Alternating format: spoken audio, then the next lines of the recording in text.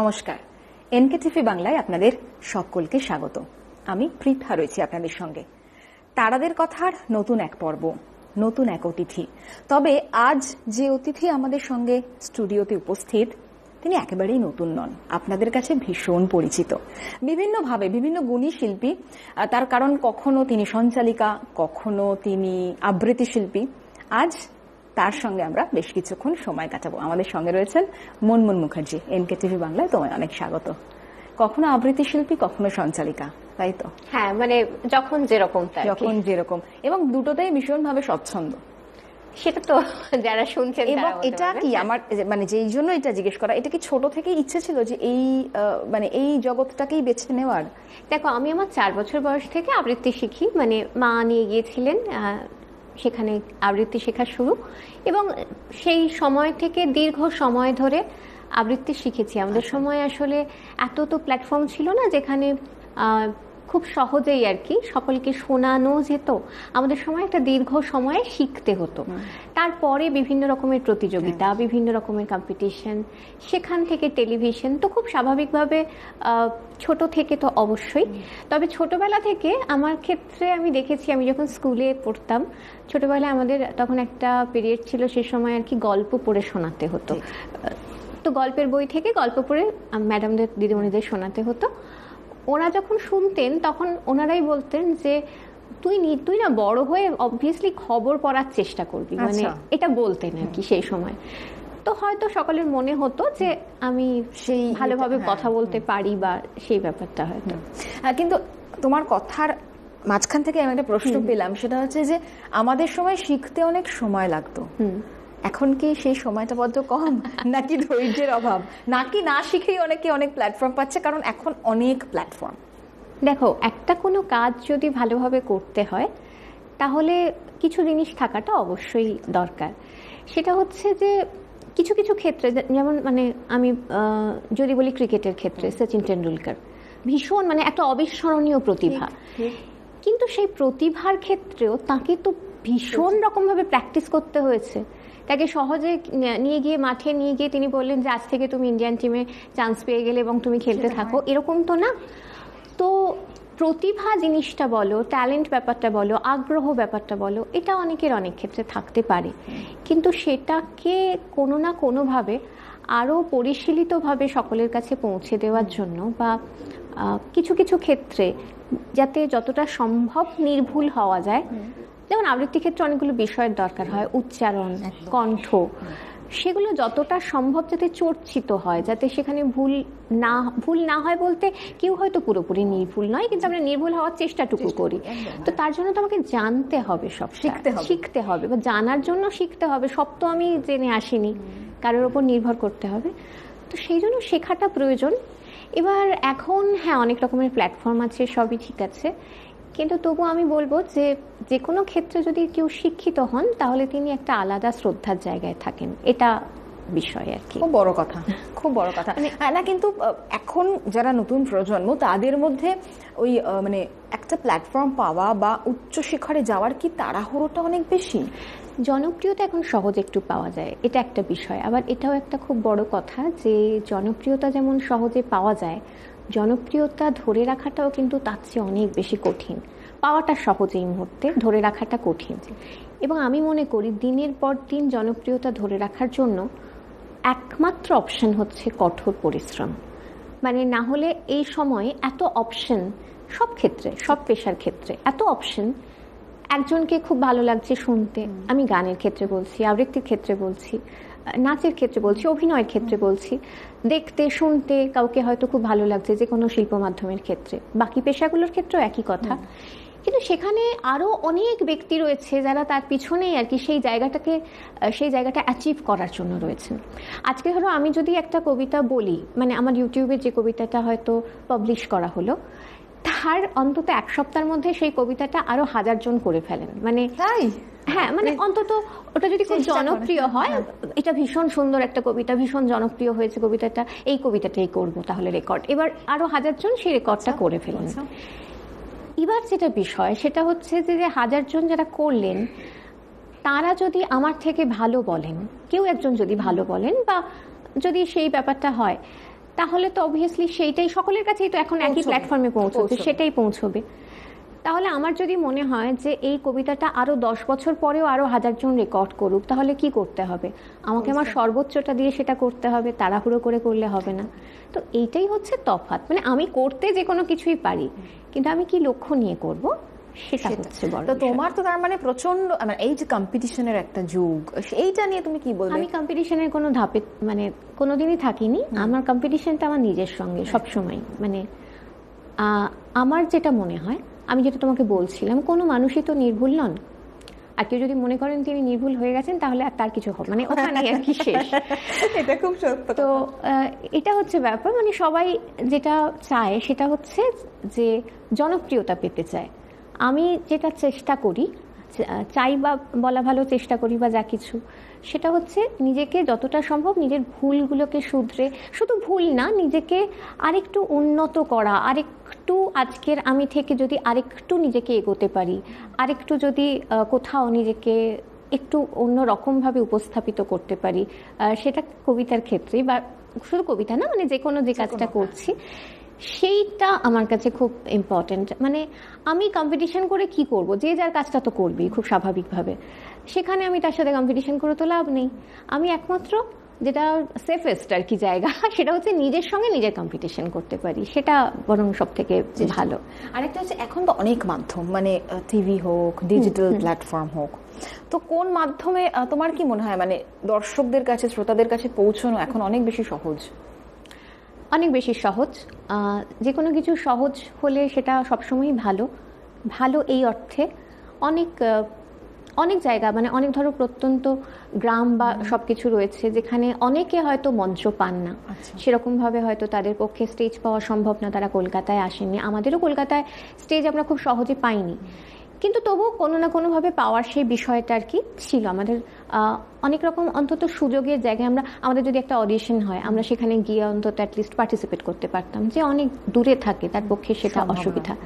তো যদি ইন্ডিভিজুয়ালি সে কাজ করতে পারে, যদি সে স্বাধীনভাবে কাজ করতে পারে, তাহলে এরকম একটা মাধ্যমে যদি সে ভালো কাজ করে, তাহলে অনেকের কাছে পৌঁছে দিতে পারে। এটা একটা খুব ভালো ব্যাপার। আবার একটা বিষয় যেটা, সেটা হচ্ছে যে কোনো কিছু খুব সহজ হলে সহজলভ্য হয়ে যায়, এটা একটা বিষয়। সহজ হোক যে কোনো কিছুই, সস্তা যাতে না হয়ে যায় সেটা বোধহয় সেটুকু রক্ষা করার দায়বদ্ধতা সবার থাকে। শিল্পীদের তো বেশি করে। একেবারে শিল্পী কিন্তু খুব এখন এই শব্দটা খুব সাংঘাতিক শব্দ, শিল্পী যে তুমি বলছো। অ্যাকচুয়ালি যারা পারফর্ম করছেন তারা কি সবাই শিল্পী? মানে আমি নিজেকে শিল্পী ভাবি না। কেন ভাবি না? কারণ আমি নিজেকে শিল্পী বলতেই পারি না। শিল্পীর যে বিষয়টা, সেটা কিন্তু জনসাধারণ বা যারা শুনছেন শ্রোতা, সেই শ্রোতা যদি সেই ভাবে কোনো শিল্পীকে অভিহিত করেন যে তিনি শিল্পী, তাহলে সেই শিল্পী শিরোপাটা অর্জন করা যায়। হয়তো এটা শ্রোতারা দেন উপহার হিসাবে এই নামটা। বুঝলে যে তুমি অনেক শ্রোতাদের কাছে পৌঁছতে শুরু করেছো। ভাইরাল এখনকার দিনে যে শব্দটা ভীষণভাবে প্রচলিত, আমি এটা ঈশ্বরের আশীর্বাদ বলবো বা মানুষের ভালোবাসা আমি বলবো। আমি যখন যে কাজটা করেছি সেই কাজটার মাধ্যমে মানুষ আমাকে ভালোবেসে গ্রহণ করেছেন। আমি যখন চলযাই হোস্ট করতাম, সেটাও ভীষণ জনপ্রিয় একটা অনুষ্ঠান ছিল। সবাই আমাকে খুব, মানে সেই টেলিভিশনে ওই সময়টা দেখার জন্য সবাই বসে থাকতেন। তখন আমি অনেক ছোট ছিলাম, তো তখন থেকেই কিন্তু মানুষজন ভালোবাসেন, এটা হচ্ছে বিষয়। এবার যেটা ব্যাপার সেটা হচ্ছে, যখন আমি আবৃত্তি, তো আমি বহুদিন ধরে আবৃত্তি চর্চা করতাম বা সব কিছু। আমি যখন প্রথম ইউটিউবে আমার কবিতা দিলাম, আমার কিন্তু প্রথম কবিতা আমার দেওয়া হয়েছিল সম্ভবত সেই মেয়েটা, তারপরে কলকাতা প্রিয় কলকাতা তাসলিমা নাসরিনের লেখা, তারপরে দেওয়া হয়েছিল মেঘ পড়ল। এই যে পরপর নামগুলো বললাম, এই সবকটা কিন্তু ইউটিউবে ভীষণ রকমভাবে তখন ভাইরাল। ফেসবুকে যখন দেওয়া হয়েছে, ফেসবুকেও সঙ্গে সঙ্গে মানুষ ভীষণভাবে গ্রহণ করেছেন। মানে প্রায় আমাকে প্রথম কবিতা থেকেই আর কি গ্রহণ করেছেন। মেঘ পড়ল দেওয়া হয়েছে যখন, ভীষণ রকমভাবে গ্রহণ করেছেন। বাড়ি বলেছি সেই সময় গ্রহণ করেছেন, সবটাই। তো জনপ্রিয়তা যদি বলো, জনপ্রিয়তার কথা না গিয়ে আমি বলবো যে ভালোবেসে মানুষজনের কাছে মানে কোনোভাবে পৌঁছেছিল কবিতাগুলো। তো সেটার জন্য আমাকে খুব একটা অপেক্ষা করতে হয়নি। হ্যাঁ, আমাকে যেটা অপেক্ষা করতে হয়েছে সেটা হচ্ছে যে এই জার্নিটা, মানে শেখা থেকে শুরু করে ছোটবেলায়, তার মধ্যে আমি টেলিভিশনে দীর্ঘ সময় কাজ করেছি, সঞ্চালনা, সবকিছু করেছি, কিন্তু আমি আবৃত্তি নিয়ে আলাদা কোনো নাম আর ক্যাসেট করেছি, তখন আমাদের ছোটবেলায় ক্যাসেট ছিল না, কোনো ক্যাসেট না, কোনো অ্যালবাম না, কোনো সিডি, কিছুই আর কি, কোনো কিছুর জন্য আমি কোনো চেষ্টা করিনি। আমি চেষ্টা করিনি, কেন করিনি, আমার চেষ্টা করার সাহসই ছিল না। আমার মনে হতো যে অ্যালবাম বিষয়টা, মানে তখন আমি হয়তো চলো যাই হোস্ট করছি বা কিছু, সবাই বলছেন একটা সিডি করলে কেমন হয় কবিতার বা এরকম কিছু। আমি ভাবছি আমার আবৃত্তির সিডি, এত সমস্ত প্রথিতযশা মানুষজন রয়েছেন, তারা করবেন, আমি তো, এবং এটা খুব, আমি মনে করি এটা খুব ভালো, এই যে তাড়াহুড়োটা ছিল না আমাদের, আমাদের মনে হয়েছে অনেকটা সময় এখনো পর্যন্ত দরকার ওই স্তরে, ওটা তো শেষ স্তর যে একটা সিডি সেরকম ভাবে সকলের জন্য লঞ্চ করা। তো যখন আমি ইউটিউবের জন্য বলেছি, সেটাও আর কি একটা পর্যায়ের পরে যে ঠিক আছে বলি, এবং কোনো এক্সপেকটেশন নিয়ে বলিনি, আচ্ছা ঠিক আছে দেখা যাক কিরকম হয় বলা, তারপর তো ঠিক আছে সেই সকলের কাছে পৌঁছানো। এই যে জার্নিটা, এই জার্নিটা যখন আমার মনে হয় প্রত্যেকেরই উচিত এমন একটা সময় নিজেকে সকলের সামনে মেলে ধরা, যে কোনো যারা শিল্পচর্চা করেন, যেখানে সে অনেকটা শিখে এসেছে, অনেকটা চর্চিত, অনেকটা আত্মবিশ্বাসী সে জায়গা থেকে, এবং তার যারা সিনিয়র তারাও তো নিশ্চয়ই তাকে অনেকটা শুনেছেন, তারাও অন্তত বলতে পারবেন বা বুঝতে পারবেন যে সে এখন এই প্ল্যাটফর্মটাতে সবার সামনে যাওয়ার অবস্থায় আছে কিনা। এটাও কিন্তু খুব ইম্পর্ট্যান্ট। আমি একটা তুই চাই, একটা সত্যিকারের তুই চাই, যে জানবে আমার পুরো ভিতরটা, জানবে আমার লুকানো সব দোষ, আমার বদমাইশি, আমার নোংরামি, আমার কলঙ্ক, যে নিজে থেকে আমার ভুলগুলোর অংশীদার হবে, আমার পাপগুলোকে অর্ধেক করে লিখে নেবে নিজের খাতার প্রথম পাতায়। আমি এমন একটা তুই চাই যাকে আমি নির্দ্বিধায় উপহার দেব আমার সব অনিয়ম, আমার অপারগতা, আমার বদভ্যাস, আমার উশৃঙ্খলতা। আমি পিঠ চাপড়ে তার কাঁধে তুলে দেব আমার অসহায়ত্বের ঝুলি, আমার একাকিত্ব, আমার নিঃসঙ্গতার কষ্ট, আমার দুশ্চিন্তা, আমার হতাশা, সবগুলো ঝাড়ুদারের মতো কুড়িয়ে নিয়ে সে বাঁধবে মস্ত বড় এক বস্তা। তারপর কুলির কোটো মাথায় করে বই নিয়ে যাবে সেই সব অভিশাপ, আর হাসতে হাসতে বলবে, ভীষণ ভারী রে, কি করে এতদিন বইলি এই বোঝা। তারপর ঠিকানা ছাড়া পথে হাঁটতে থাকবে অসীম সমুদ্র পর্যন্ত। সাগর পাড়ে এসে প্রচন্ড শক্তিতে ছুঁড়ে ফেলে দেবে সেই ঝোলা, সেই সমস্ত অভিশাপ। ঠিক সাগরের মাঝখানে হারিয়ে যাবে আমার সব অভিশাপ। আমি এমন একটা তুই চাই যে কোনোদিন তুমি বা আপনিগুলোর মাঝে হারিয়ে যাবে না। আমি একটা তুই চাই। অসাধারণ, আমরাই হারিয়ে গেছিলাম, আশা করি শ্রোতারাও, দর্শকরাও। ব্রততী বন্দ্যোপাধ্যায়ের উত্তরসূরি অনেকে বলেন, কিভাবে দেখো বিষয়টা? আমি যখন খুব ছোট তখন আমি ব্রততীদির, তখন ক্যাসেট ছিল, ব্রততীদির সেই সময় ক্যাসেট শুনতাম।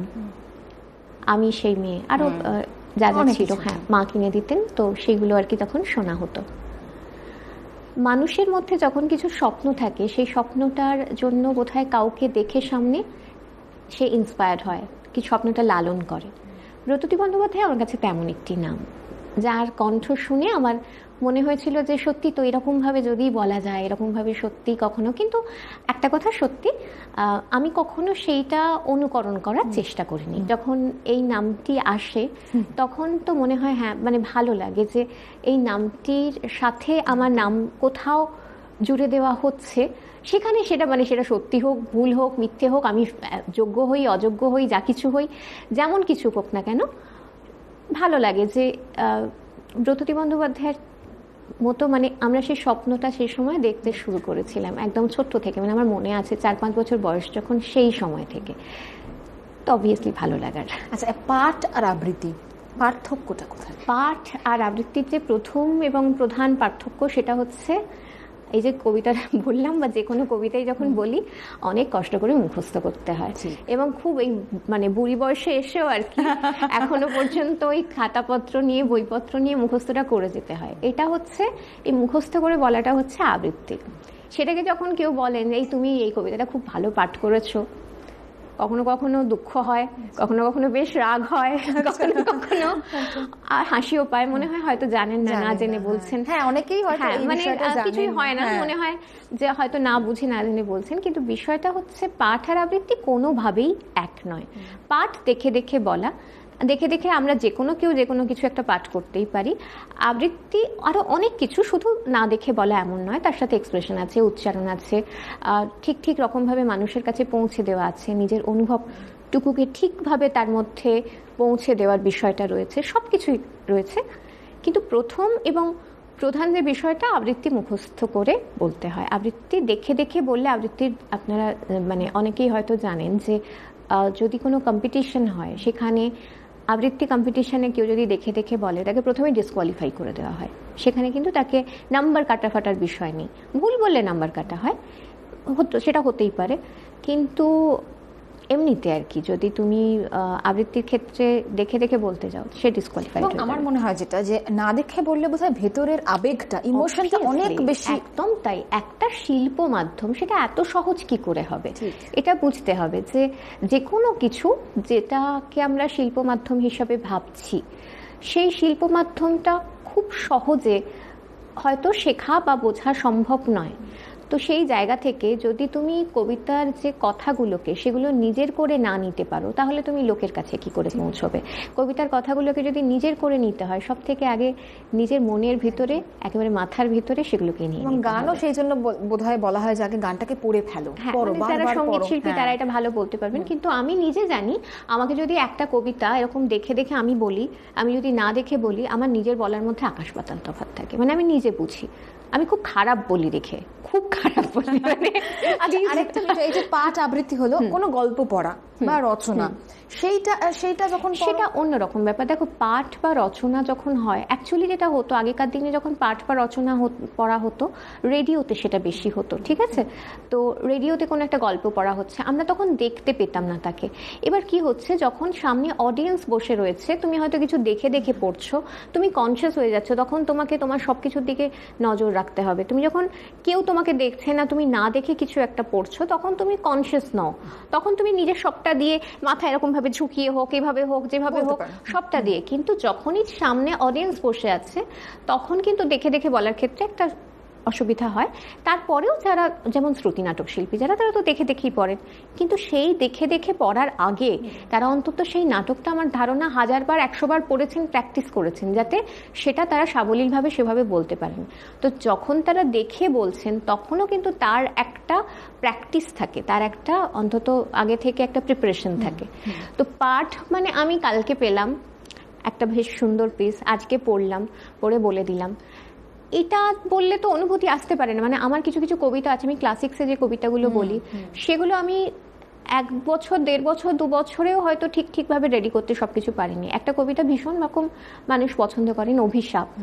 আমি কবিতাটা রেকর্ড করেছি 3 বার, এবং কবিতাটা তৈরি করতে আমার সময় লেগেছে যথাযথভাবে 2 বছর অন্তত পক্ষে। এবং এখন কি তোমার শুনলে মনে হয় যে এই জায়গাটা আরেকটু ভালো হলো? অবভিয়াসলি, একদম ঠিক বলেছো। মানে এটা এত সুন্দর একটা কথা বললে তুমি। আমি আজকে 5 বছর আগে যে কবিতা বলেছি, আজকে যখন আমি সেটা শুনি, আমার তখন মনে হয় যে এই জায়গাটা বোধহয় আরেকটু ভালো করা যেত। আমি নিজের কবিতা বেশি শুনি না, ওই জন্য আমার ঠিক আমার মাথায় ভালো কিছু না এসে, আমার মনে হয় বেশিরভাগ ক্ষেত্রে এই জায়গাটা একটু যদি এইভাবে করতে পারতাম। হ্যাঁ, এবার এটা মানুষের যত ম্যাচুরিটি হয়, তার তত বোধগুলো তো পরিবর্তন হয়। আজ থেকে আবার 5 বছর পর আমার তখন মনে হবে যে এইটা না, এরকম ভাবে আজকের কবিতাটা ওভাবে বললে হতো। যেমন রবি ঠাকুরের গান একটা বয়স পর্যন্ত বুঝতে পারে না কেউ, একটা নির্দিষ্ট ম্যাচুরিটির পর বুঝতে পারে যে, তার আগে রবি ঠাকুরের গান বলে শুনছেন, রবীন্দ্রনাথ ঠাকুর একজন বিখ্যাত ব্যক্তি ছিলেন, তার গান এরকম শুনছে ছোটবেলায়, আমি অন্তত তাই করেছি। যত বড় হয়েছি তত বুঝতে পেরেছি কি ভয়ানক কথাগুলো, মানে এই কথাগুলো লিখে গেছেন, সবই তো লিখে গেছেন, এই সবই তো লিখে গেছেন, এটা বুঝতে কিন্তু একটা সময় লাগে। তো ফলে এই বোধ, নিজের মধ্যে আসতে এবং সেই বোধটাকে ঠিক ঠিক রকমভাবে প্রয়োগ করতে অবভিয়াসলি সময় লাগে, এবং সেই সময়টা যত এগোয় তত হয়তো সেই বোধটা আর একটু বেশি তার মধ্যে মিলিয়ে দেওয়া যায়। আচ্ছা, সঞ্চালিকা মুনমুন নাকি আবৃত্তি শিল্পী মুনমুন? অবভিয়াসলি আবৃত্তি শিল্পী মুনমুন। আমি ছোটবেলা থেকে আবৃত্তিটাই করতাম, কিন্তু আমি মানে কোনো না কোনোভাবে হয়তো সঞ্চালনাটা আমার পেশা হয়ে গিয়েছে সেটাও ছোট থেকেই। কিন্তু স্টেজ আমার কাছে ভালোবাসার সবসময়। স্টেজ ব্যাপারটা হচ্ছে, এটাও একটা স্টেজ, সেটাও আলাদা ব্যাপার। এটা স্টুডিও, সেটা একরকম, কিন্তু স্টেজ, সামনে মানুষ, মঞ্চ, সামনে মানুষ, সামনে শ্রোতা, সরাসরি তাদের কাছে সামনে আবৃত্তিকে পৌঁছে দেওয়া, ওটা আমাকে অন্য জগতে নিয়ে যায়। ওটা আমার কাছে একটা মানে হেভেনলি, সত্যি কথা বলতে কি। তো অবশ্যই আমি সবসময় চাইবো যে আমি এই কাজটাকে প্রায়োরিটি দিই, বা এই কাজটাকে প্রায়োরিটি দেওয়ার জন্য যদি কখনো আমাকে অন্য অনেক কিছু ছাড়তে হয়, ছাড়ো। আর ট্রোলিং, এখন তো ভীষণ ট্রোলিং এর শিকার হতে হয় শিল্পীদের, যদিও তুমি নিজেকে শিল্পী বলে মনে করো না, বলেছো, তবুও বলছি। হ্যাঁ, মানে যে কোনো কাজ করলেই ট্রোলিং চলে আসে।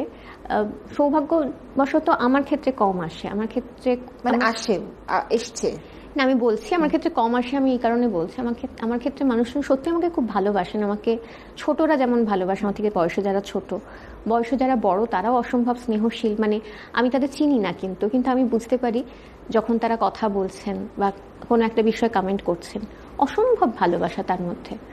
যখন আমি আসি মানুষের কাছে, তখন কিন্তু আমাকে সবাই ভালোবেসে গ্রহণ করেন, এবং আমি যখন থাকি না সেই সময় আপনারা খুব ভালোবেসে আমাকে মিস করেন, সেটা আমার কাছে অনেকটা পাওয়া। এটাও ঘটনা। আরেকটা ট্রোলিং এর বিষয়টা যে কিরকম, হ্যাঁ, এবার আমি তার থেকে আসছি। তো ফলে এই ভালোবাসাটা আমি পাই, কিন্তু তার মধ্যে কি মন্দবাসা পাই না?